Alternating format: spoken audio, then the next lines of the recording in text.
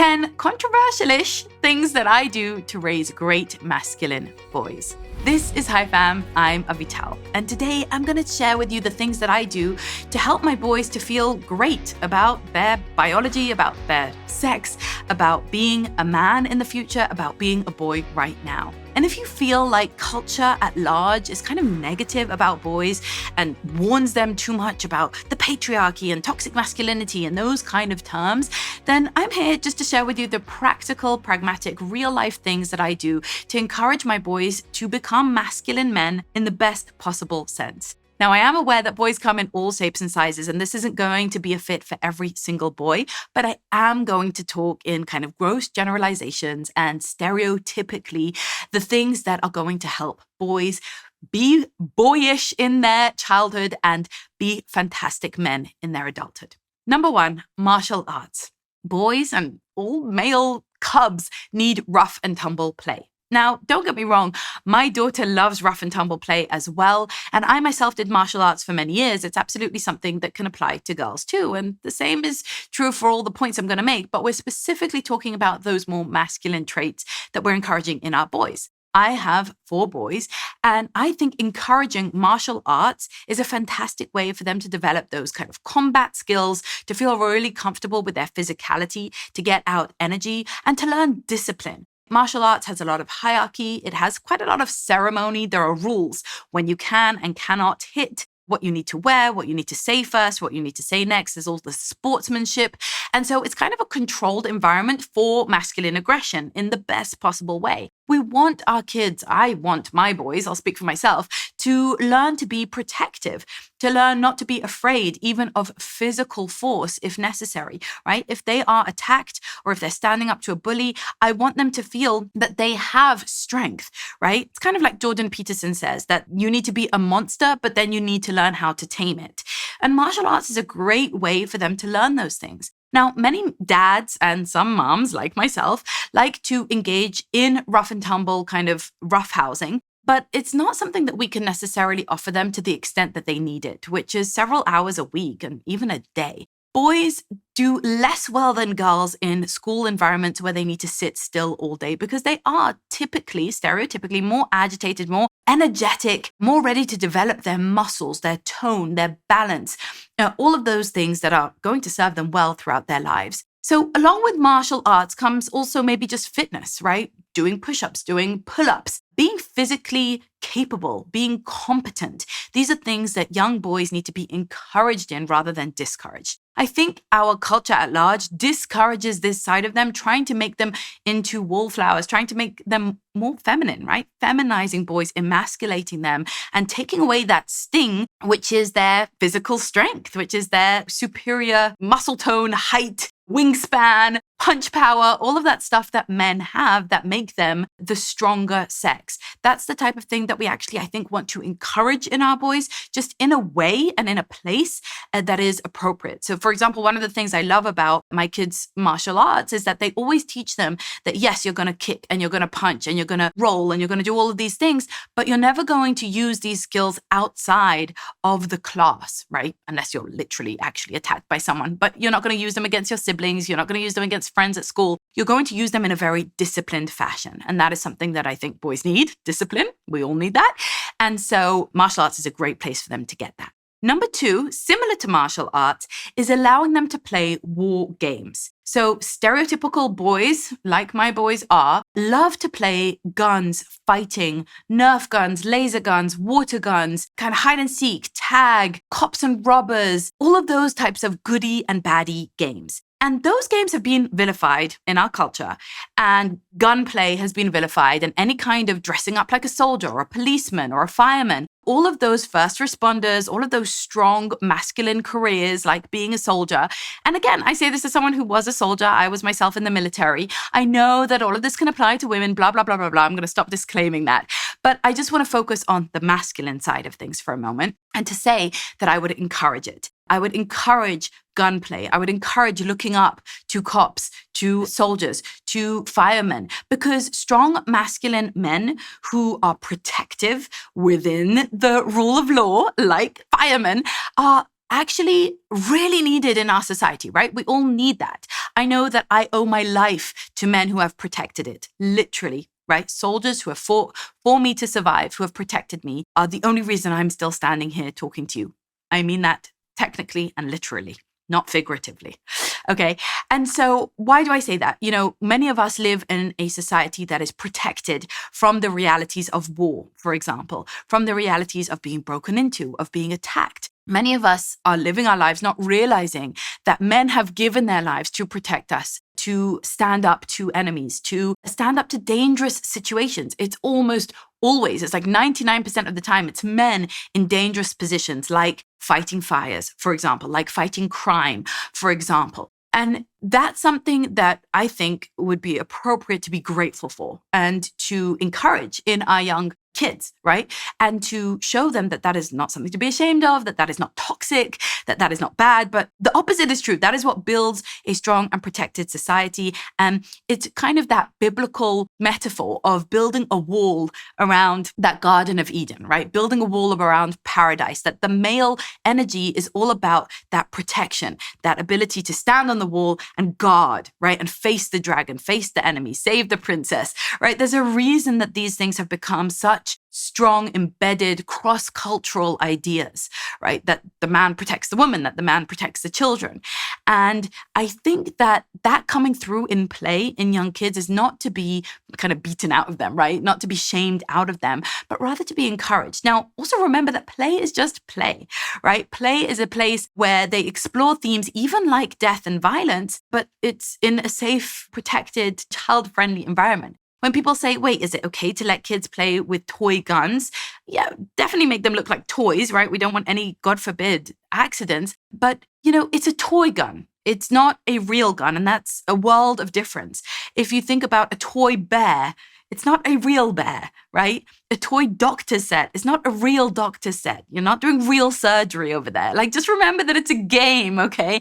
Because I see so many parents getting activated and responding as if it's real, as if my kid says, pew, pew, bang, you're dead, they're going to grow up to engage in gun violence. And there's zero evidence to support that idea, just like there's zero evidence to support that any specific imaginative play theme that we come up with. Like, if I'm playing pirates, I'm not going to then grow up to be a pirate. That's just not how play works. However, having said that, there is something real to the masculine themes of good and bad, of being protective, of being brave, of facing risks, of that adrenaline rush, of dealing with, the difficult situations of emergency, of war, of crises, right? Of saving someone, of being heroic. These are the types of things that I think we should encourage in our boys. I think I want more of that in society, not less. Let's follow on from there and talk about actual risks. Not just in, playing cops and robbers, but actually taking risks with their physical body. Many of us, women especially, have a lot of anxiety and are very protective, and be careful and don't do that and watch out and stay small, stay protected, stay home.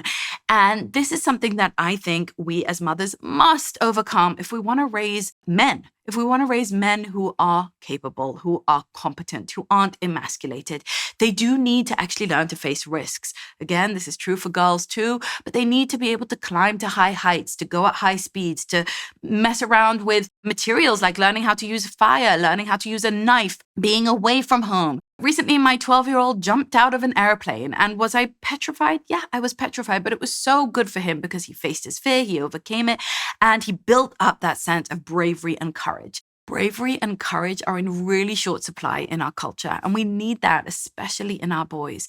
And so encourage them to be courageous in physical risks, in social risks, in academic risks, standing up in front of a crowd and giving a speech, right? That's a risk, that's scary. They should face that fear. Teach them to overcome their anxieties, to face their fears, to do the things that cause them the heebie-jeebies, to shine a light in a dark room and to go into there, even though there might be monsters under the bed. Don't try to keep them timid and small and fragile. Don't over-empathize. There is such a thing as toxic empathy, right? As being overly empathic.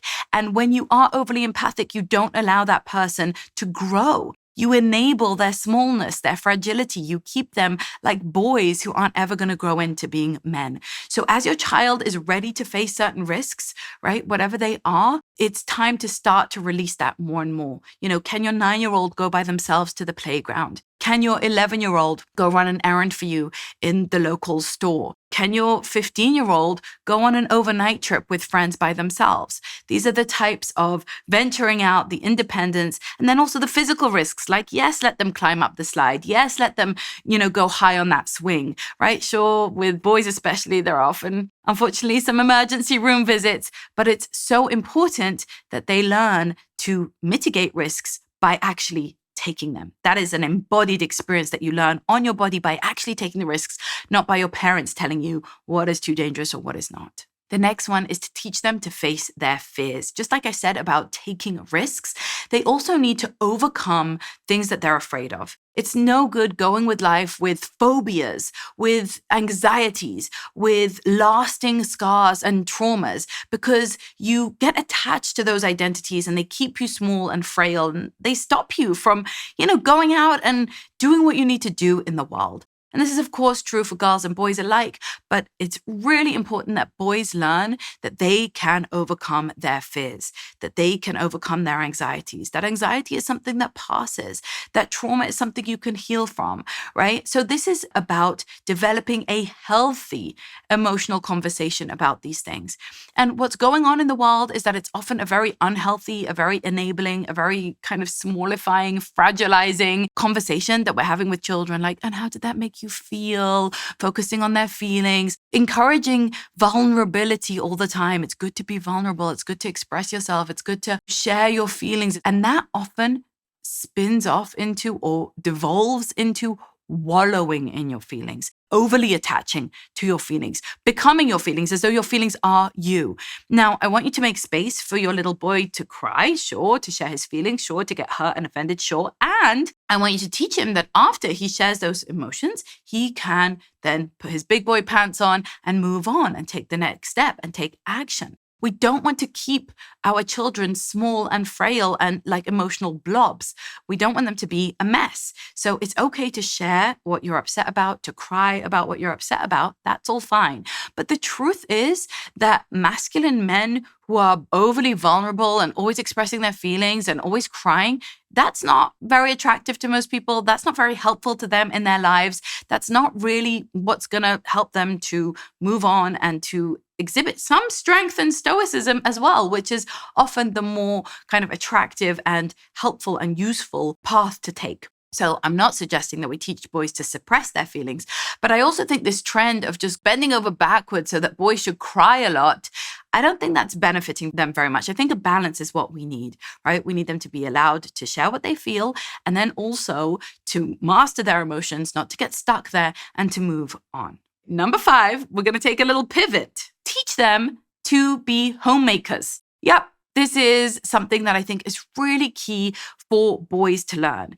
So many times you see that kind of cultural meme of the woman who marries a man who doesn't know how to do laundry, who can't cook an egg, who leaves a trail of socks after him. And she looks at his mother and is like, where were you? Why didn't you raise your son right? Why doesn't he know basic house skills? And I happen to agree. I think there's nothing more childlike and pathetic than a grown man who can't take care of themselves, than that disgusting bachelor pad that's full of, mold, because the man is just completely reliant on mummy. No, your boys should not be reliant on you, not to get them a glass of water, not to cook them their pasta, not to make their sandwiches in the morning for school, not to drive them places, not to fold their clothes for them. So teach them how to take care of themselves, how to do basic skills that I think most of us just kind of stereotypically would obviously teach girls, right? Cooking, baking, laundry, whatever. Boys have to know that just as much. They need the independence so that they can go and travel. They can go to university. They can get married. They can have kids.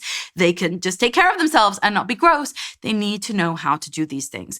And it's a great way of them building confidence, right? Can they cook for others? Can they bake for others? Can they clean up after themselves? Of course they can, and they should. Similar to that point is teaching them proper hygiene. It's really unpleasant and gross to find a teenage boy who doesn't brush his teeth or doesn't shower enough or doesn't know how to get himself together, right? Teach them to dress in a presentable way, to treat themselves well, to stand up straight, to make their bed, right? Teach them to be manly in the sense that they are put together, that they have leadership skills, that they can take care of business, starting with themselves, starting with basic hygiene, right? Teaching them to shower every day, to soap themselves down, to be clean, to be pleasant. I think stereotypically many boys just don't care. They don't think that much about what they're wearing or about how they present or about their hygiene or can't be bothered to take a shower, don't care being gross, don't care leaving their sheets for weeks on end without washing them.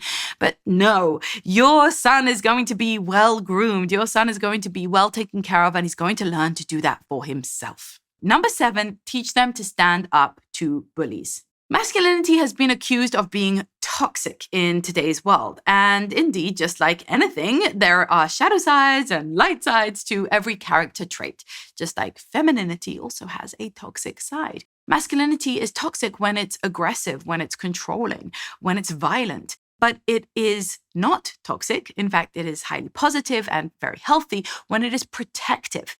And that is something that we want to encourage in our children. It's okay to use aggression and violence in the properly channeled route, like we spoke about with martial arts, right? To protect your society, your community, your family, your children.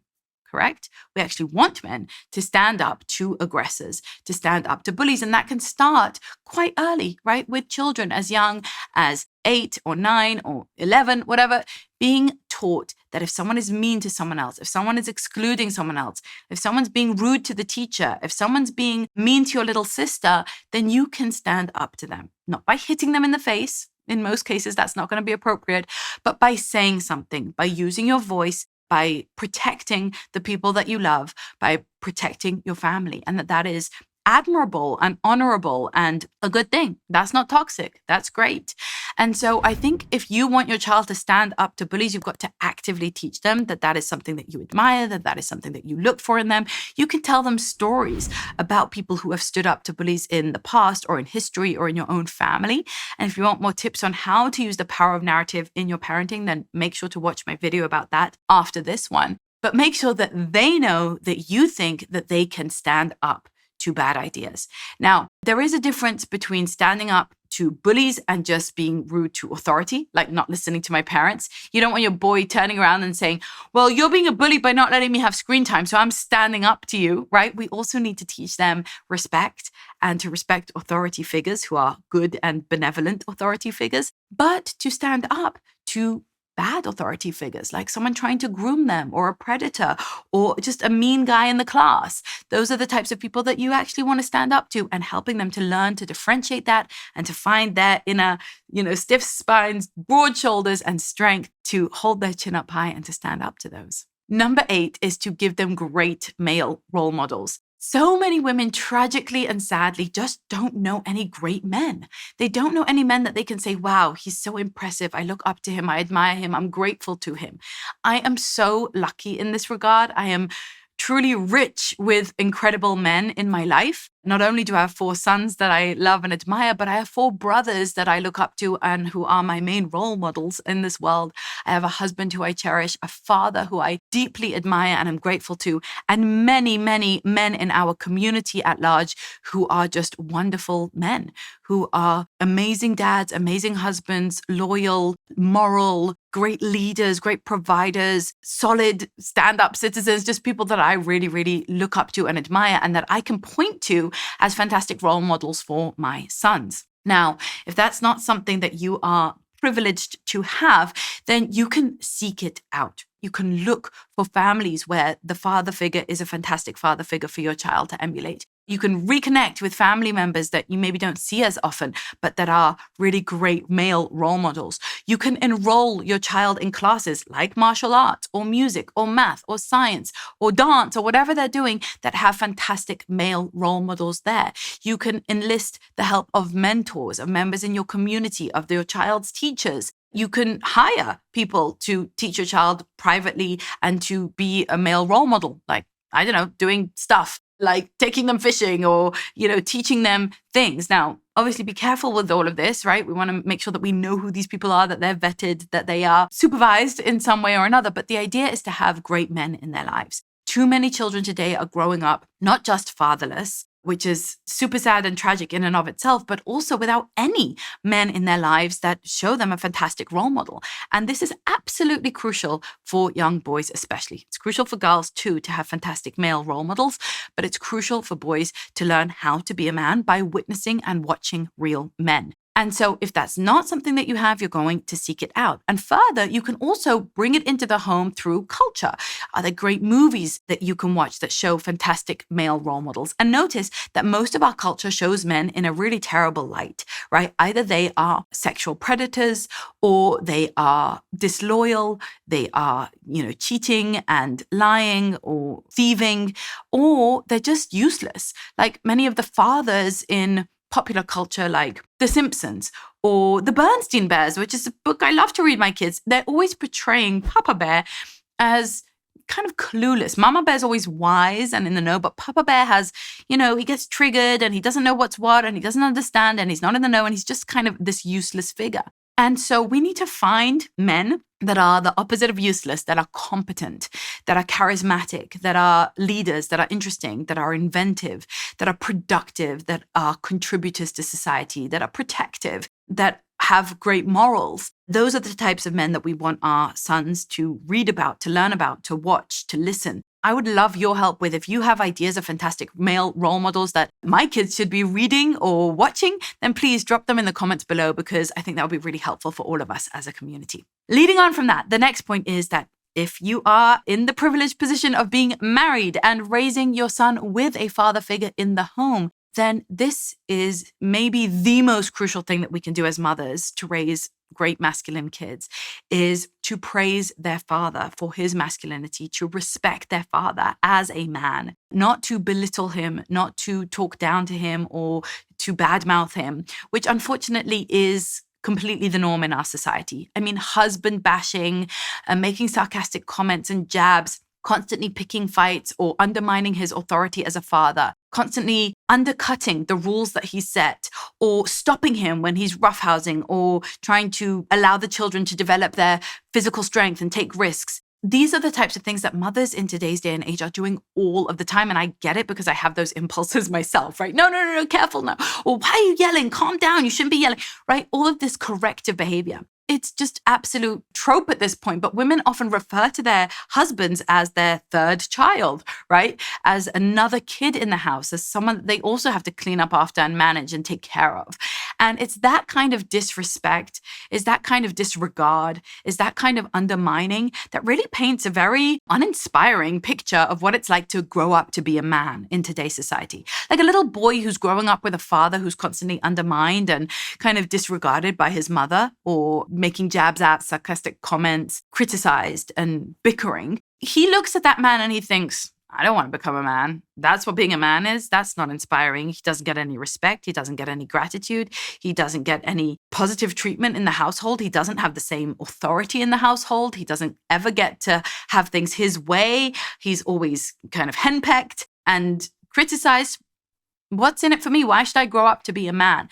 So we need to be really, really careful and learn how to treat the opposite sex with respect. I mean, we as women expect that from men. We expect to be treated with respect.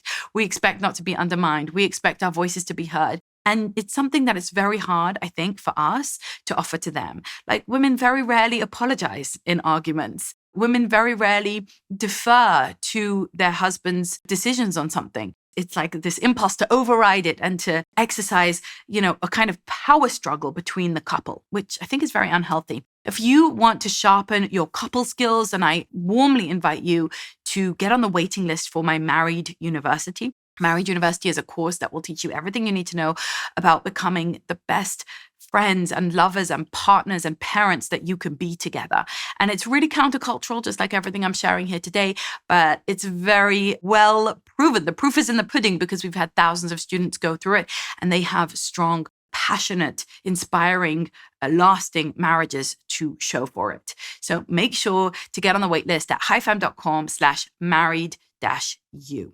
If that sounds good. So yeah, treating your husband with just basic decency, right? As a first step. I think love and passion and love, fun and all of that stuff comes next. But first, just basic decency. That is a really important signal for your sons to see. I think many of us think, oh, I want to teach my daughter. This is a very popular and acceptable opinion to have, is I want to teach my daughter how men should treat her. And that's good. We should teach our daughter what to expect in a man, right? What to want in male treatment. But we also should teach our sons what to want from a woman. That they should want a woman who cherishes them, who respects them, who loves them, who honors them, who is loyal to them, who builds a home with them in collaboration and cooperation and not in competition or in resentment. Those are things I want for my sons too. And so those are things I need to master within myself for my husband. And the final point I'll share here for raising masculine men